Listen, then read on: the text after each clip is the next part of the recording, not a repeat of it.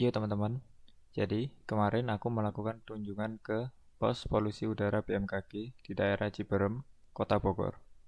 Nah, di sana ternyata memiliki peralatan yang cukup lengkap nih dibandingkan dengan stasiun klimatologi lainnya. Karena berdasarkan sejarahnya, pos tersebut adalah cikal bakal dari GAW Bukit Tinggi Kota Tabang.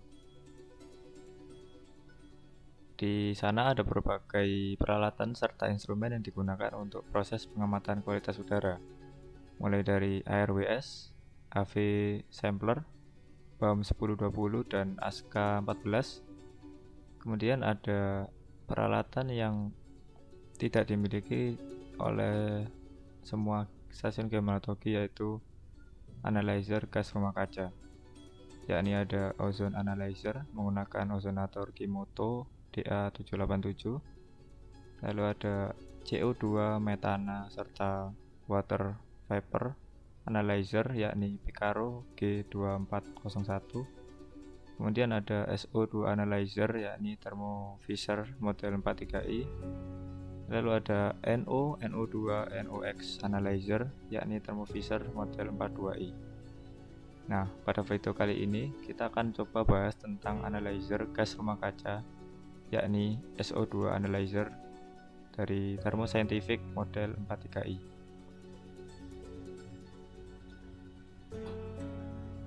Thermo Scientific model 43i merupakan alat pengukur konsentrasi SO2 yang dilaporkan dalam satuan ppb atau parts per billion. Alat ini bekerja menggunakan prinsip UV fluorescence, yang dimana SO2 akan menyerap sinar UV dan memancarkan kembali cahaya UV tersebut, dan cahaya yang dipancarkan itu sebanding dengan konsentrasi SO2. Ya, bisa kita lihat pada rumus tersebut, yakni SO2 plus HV. HV ini adalah sinar UV tadi yang diserap oleh molekul SO2, kemudian terekstasi menjadi SO2 plus HV2, yaitu adalah sinar UV yang teremisi dari SO2 yang lebih lemah.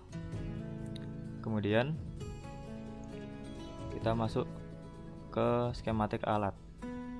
Ada berbagai komponen alat pada analyzer ini, yakni saya jelaskan menurut alur sampelnya. Sampel ditarik melalui sekat sampel seperti yang ditunjukkan pada gambar.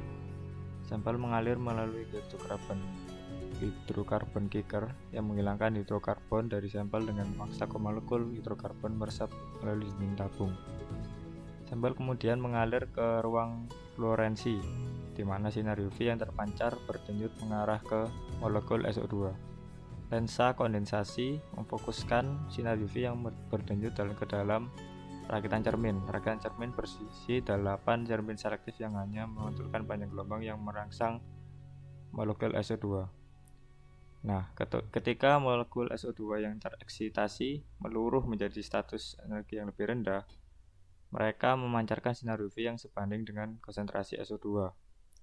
Di sana ada filter bandpass yang memungkinkan hanya panjang gelombang yang dipancarkan oleh molekul SO2 yang tereksitasi untuk mencapai tabung pengganda fotomulti atau PMT. Nah, PMT ini mendeteksi emisi sinar UV dari molekul SO2 yang membusuk atau meluruh tadi. Kemudian ada fotodetektor yang terletak di bagian belakang ruang fluorensi. Itu terus memantau sumber cahaya UV yang berdenyut dan terhubung ke sirkuit yang mengkompensasi fluktuasi sinar UV. Kemudian saat sampel meninggalkan ruang optik, maka sampel melewati sensor aliran, kapiler, dan kemudian sampel mengalir ke pompa dan dikeluarkan di sekat exhaust. Ya, selanjutnya ada instalasi, yakni penganalisis atau alat ini dipasang di stasiun pemantau dengan cara memungkinkan pengoperasian yang benar, yaitu di tempat berlindung yang melindungi instrumen dari debu, hujan, dan salju, atau radiasi matahari langsung. Dan juga bisa ditambahkan air conditioner yang memberikan stabilitas suhu dan kelembapan yang cukup untuk memenuhi persyaratan manual dari instrumen. Alat dapat ditempatkan dengan dua konfigurasi, yaitu bench mount atau didudukkan biasa dan rack mount atau dipasang pada rack. Kemudian ada tata cara penggunaan. Yang pertama, lakukan kalibrasi pada alat, yakni kalibrasi zero.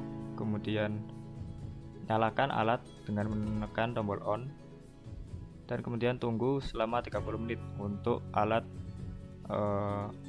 menstabilkan dirinya. Kemudian bisa kita gunakan dengan menekan tampilan pada layar di alat tersebut. Kemudian ada tata cara perawatan yang dapat dilihat di instruction manual. Perawatan rutin yang perlu dilakukan antara lain: 1. Inspeksi dari pembersihan pan filter, biasanya 2 minggu sekali. Kemudian ada membangun kembali pompa, ini dibuka kemudian dipasang lagi. Kemudian ada tes kebocoran, dan yang terakhir adalah cek dan sesuaikan voltase lampu atau kita perawatan lampunya. Adapun juga yang terakhir adalah spesifikasi yang digunakan pada alat ini. Ada range pengukuran, kemudian noise-nya, drift, kemudian response time, ada akurasi atau presisi, linearity, sample flow rate, interference, operating temperature, dan lain sebagainya. Ada input serta outputnya juga. Baik, itu saja yang dapat saya sampaikan. Kurang lebihnya mohon maaf. Saya akhiri. Wassalamualaikum warahmatullahi wabarakatuh.